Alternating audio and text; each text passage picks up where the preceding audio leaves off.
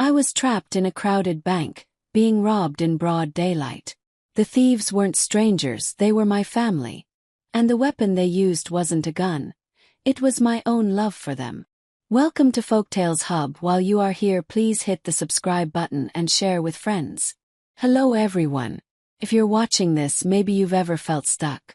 Maybe you've ever given so much of yourself to someone that you forgot who you were without them. This is my story about that feeling. About the day I almost lost everything and how I found myself instead. My name is Arthur. I'm a simple man. I've always found joy in quiet things. In my garden, in a good book, in the memory of my wife Clara. We were married for 45 beautiful years. She was the lively one, the one who filled our home with music and laughter. I was the steady one, the rock.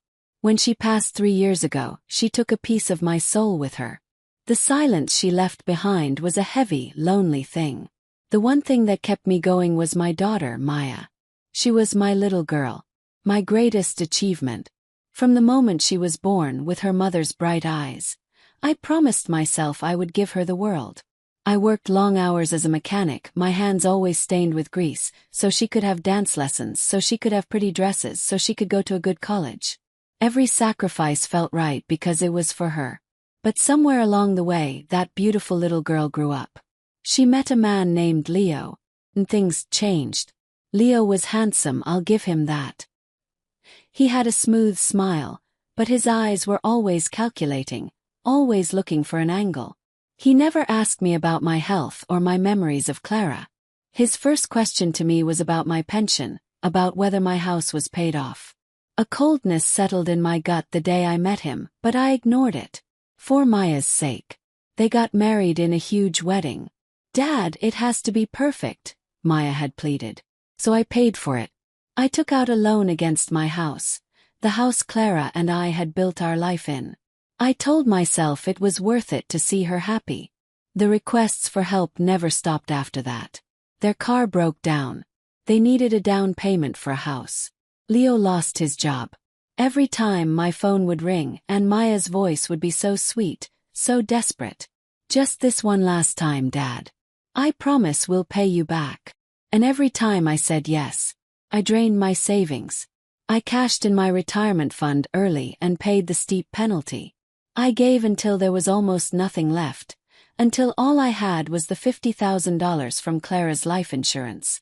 That money was my anchor. It was meant to see me through my final years. But it wasn't enough for them. Which is how I ended up that Tuesday afternoon, sitting at a small table in my local bank. The air conditioning was humming, but I felt a hot, sick panic washing over me. Maya was sitting next to me, her hand on top of mine, pressing it down onto a pen. "Just sign here, Dad," she said, her voice as sweet as honey. "It's just a tiny transfer. Some boring paperwork for the new house insurance. It'll only take a second." But I knew she was lying. I'd seen the papers.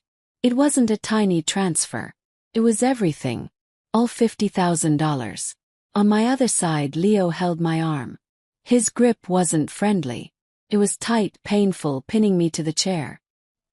He leaned in close, and I could smell coffee on his breath. "Come on, Arthur," he whispered, though his face was all smiles for the security cameras. "Don't make a scene. Think of your grandson, little Ben. Think of how much we need this." My heart was hammering against my ribs. People walked past us, chatting, depositing checks, completely unaware. I felt invisible. Trapped. My own daughter and her husband were robbing me in broad daylight, and they were doing it with smiles on their faces. I looked at Maya, really looked at her. This was the child I had rocked to sleep, the girl I had taught to ride a bike, the woman I had given every piece of myself to. And now her eyes were pleading, but not with love. With greed. My hand shook, holding the pen. The ink looked so black, so final on the white paper. One signature. That's all it would take.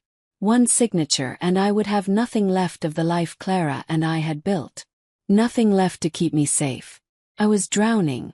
And I didn't know how to save myself. I sat there in that bank, the pen feeling like a lead weight in my hand. Leo's grip on my arm was like a vice, and Maya's sweet words were like poison dripping into my ear. "You're not good with big numbers, Dad," she said softly, as if she was doing me a favor. "Let us handle this. It's for your own good. For my own good." The words echoed in my head, and I was suddenly thrown back in time. I saw myself working double shifts at the garage, coming home exhausted, my back aching, just to pay for Maya's fancy university. I saw myself selling my father's pocket watch, a family heirloom, to send her on a school trip to Europe she just had to go on. I saw myself signing the papers for that second mortgage, my hand trembling then, too, as I risked our home for her dream wedding. I thought of Clara. In her final days she'd held my hand and said, "Arthur, you have to learn to rest. You've done enough." But I never felt like I had. After she was gone, giving to Maya was the only way I knew how to feel connected, to feel like I was still a good father, a good man. But it was never enough. The calls kept coming. "Dad, the fridge broke." "Dad, Leo's business needs a quick loan." "Dad, Ben needs braces." Every time it was an emergency. Every time it was the last time. And every time I gave. I gave until the well was dry. I skipped my own doctor's appointments to save money. I ate cheap canned soup for weeks on end. I let the roof leak because getting it fixed was too expensive, after I'd given them the money for their new kitchen. And they never ever paid me back. The promises were empty. The "I love you, Dad" always came right after a request for money.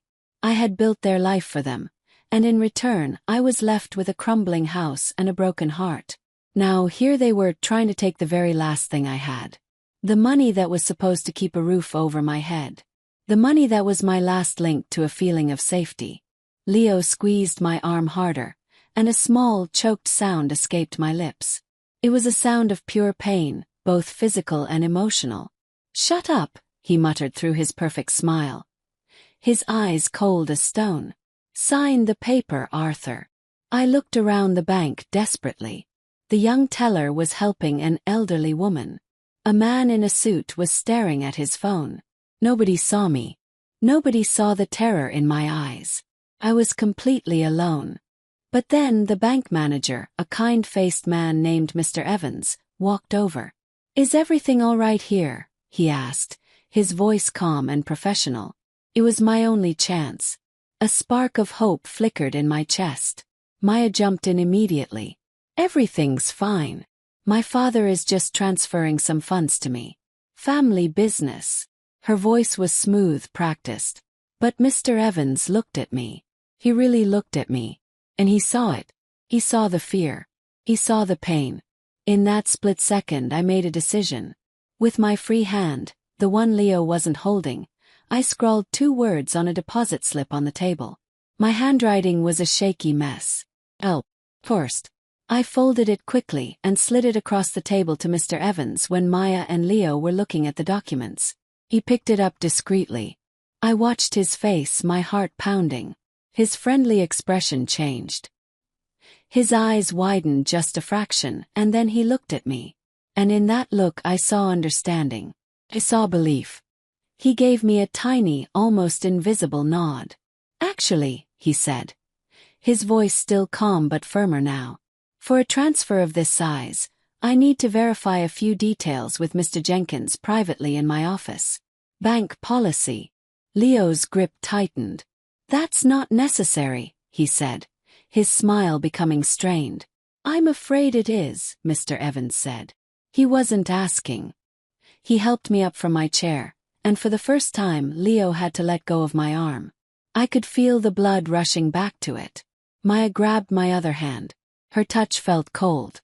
"Dad, don't be difficult," she whispered, her sweet mask slipping for a second to reveal something sharp and angry underneath.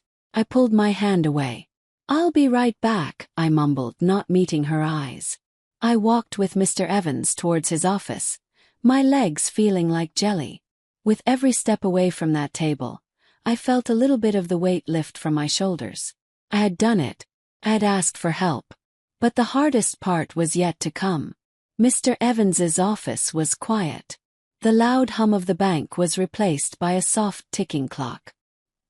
He offered me a glass of water, and my hand shook so badly I could barely hold it.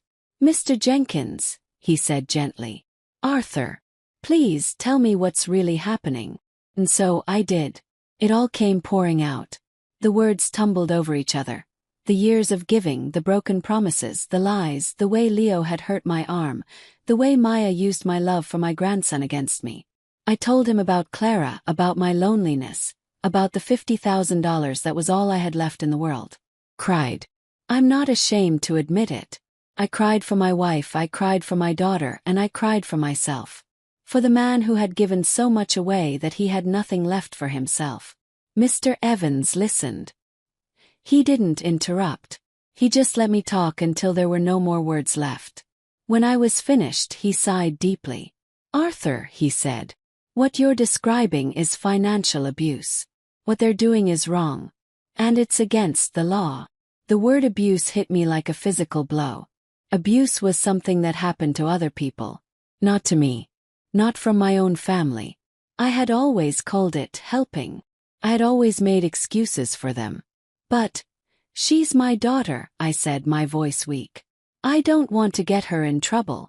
Getting her in trouble isn't the point, Mr. Evans said kindly. The point is protecting yourself. We are not going to let this transaction happen. I've already put a stop to it. But, he leaned forward. The most important decision is yours to make, Arthur. This can't be the end of it. They will try again. Are you ready? Are you ready to say no and mean it? Not just today but tomorrow and the day after that. His question hung in the air between us. Was I ready? My whole life my identity was being the provider. Fixer. The dad who could make everything better with a check. If I stopped being that person, who was I? Would Maya still love me?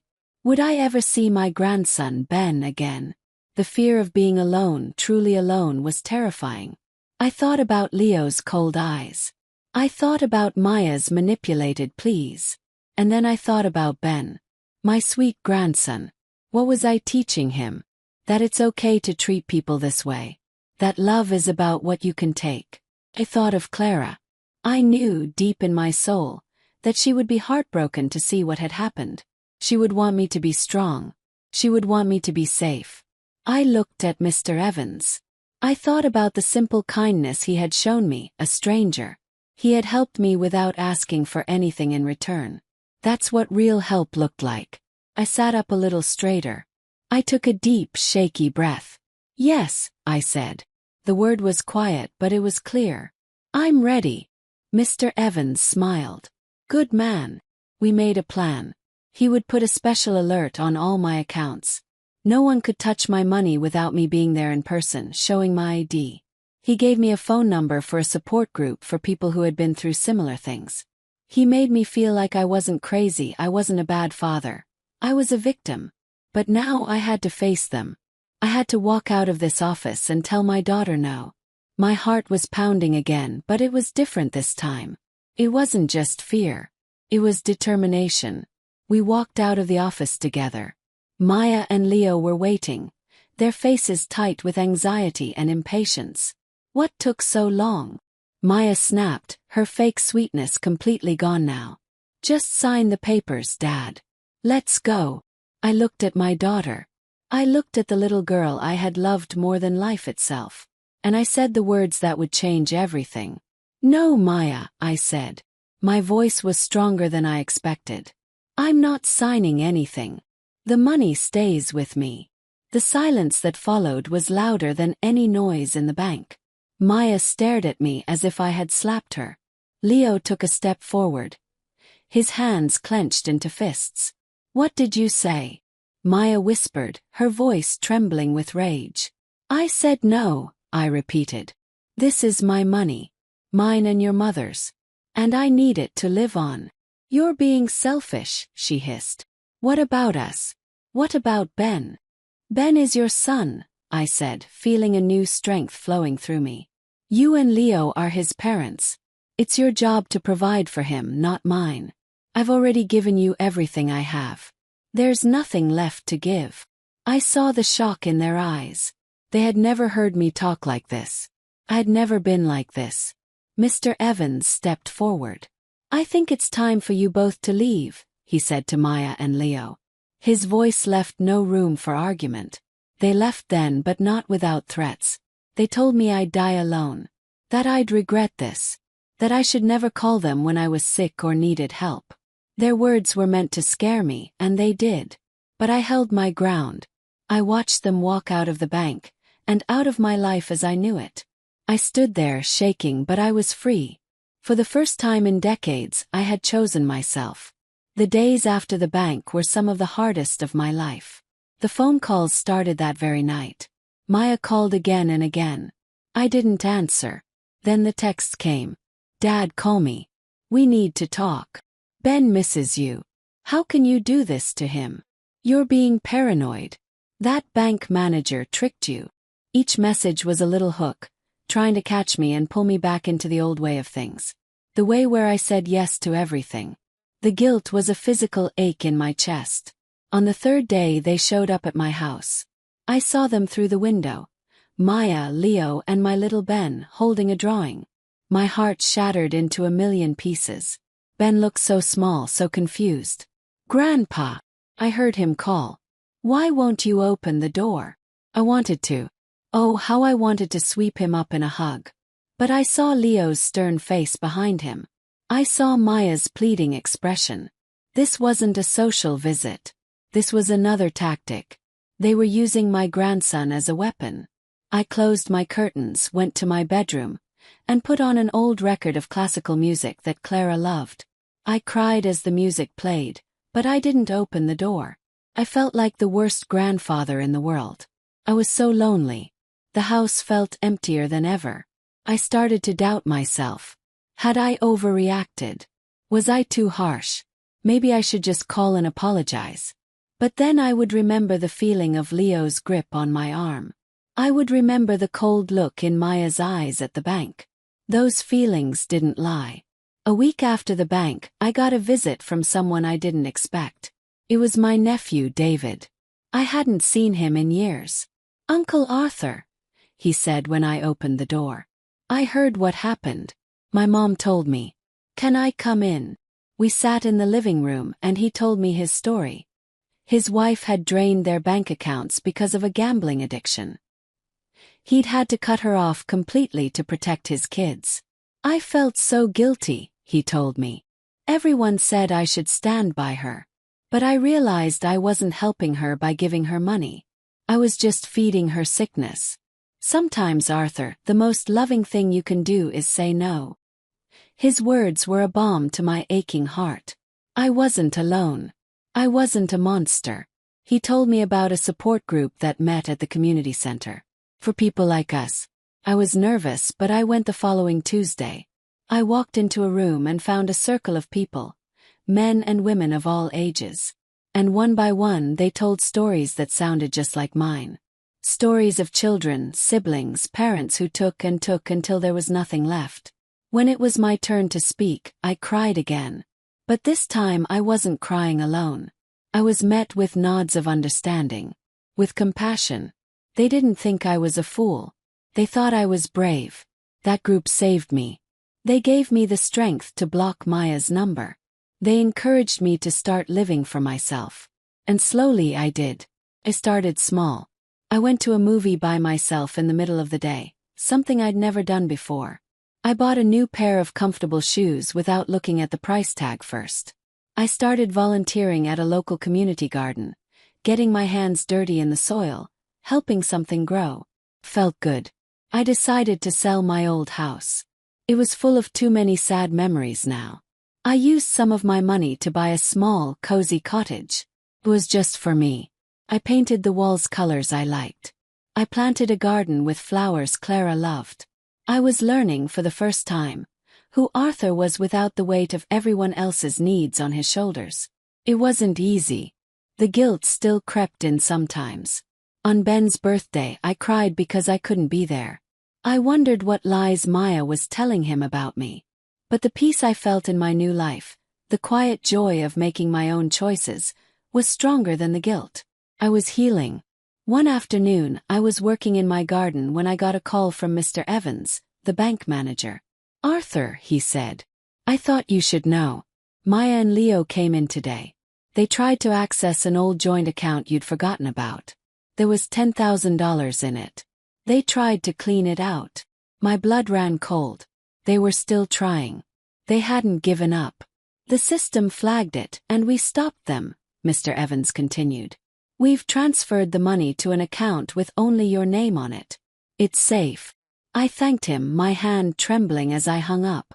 They were still out there, seeing me as a wallet, not a person. The fear came rushing back. But this time it was different. This time I wasn't alone. I had a support system. I had protections in place. I had my own strength. I had learned to say no. And I knew I could do it again. 2 years passed. The seasons changed in my little garden. I planted tomatoes and watched them grow from tiny seeds into strong, fruitful plants. Felt like a metaphor for my own life. I was happy. Truly, quietly happy. I had my routine. I had my friends from the support group. I had my painting hobby. Turns out I'm not half bad at watercolors. I'd even framed a few. I thought about Maya and Ben less often, though the ache never fully went away. It was like an old injury that twinges when it rains. I had accepted that they might never be a part of my life again, and I had made my peace with it. One sunny Saturday morning, I was on my knees, weeding my flower bed, when I heard a voice behind me. Grandpa! Froze. It was a voice I hadn't heard in person for 2 years. It was deeper now, more mature. But I would know it anywhere. I turned around slowly, my old knees cracking. And there he was. My grandson. He was 12 now, tall and lanky, all arms and legs. He was holding his bicycle. Ben! I whispered, hardly believing my eyes. How did you find me? Aunt Sarah told me, he said, referring to my sister. Mom doesn't know I'm here. We just stared at each other for a minute. So much time had passed. He wasn't a little boy anymore. Can I come in? He asked nervously. Of course, I said, my heart overflowing. Of course you can. We sat on my porch with glasses of lemonade. It was awkward at first. What do you say to a grandson you haven't seen in 2 years? Finally, Ben looked at me, his expression serious. Grandpa, he said, I need to ask you something. And I want the truth. My heart started to pound. Anything, Ben. Is it true? He asked, his voice quiet. Did Mom and Leo really try to take all your money at the bank? The question I had been dreading for 2 years. I took a deep breath. I wouldn't lie to him. He deserved the truth. Yes, Ben, I said softly. It's true. He nodded, looking down at his hands. I thought so, he mumbled. I've heard them fighting. I found the letters you sent me. Mom had hidden them in a box. My letters. Every month for a year I had written him a letter, telling him I loved him, telling him none of this was his fault. I never knew if he'd gotten them. What did the letters say, Ben? I asked, my voice thick with emotion. They said you loved me, he said, looking up at me. His eyes were shining. They said you missed me. Mom told me you didn't care about us anymore. She said you changed. Why would she lie to me, Grandpa? And so I told him. In simple, gentle words, I told him about the money. I told him that sometimes adults make very big mistakes because they're scared or confused. I told him that my love for him was never, ever about money. That it was a constant, steady thing like the sun, even when clouds got in the way. He listened, really listened. And when I was done, he did something that healed a broken piece of my soul. He got up and hugged me. A real tight 12-year-old hug.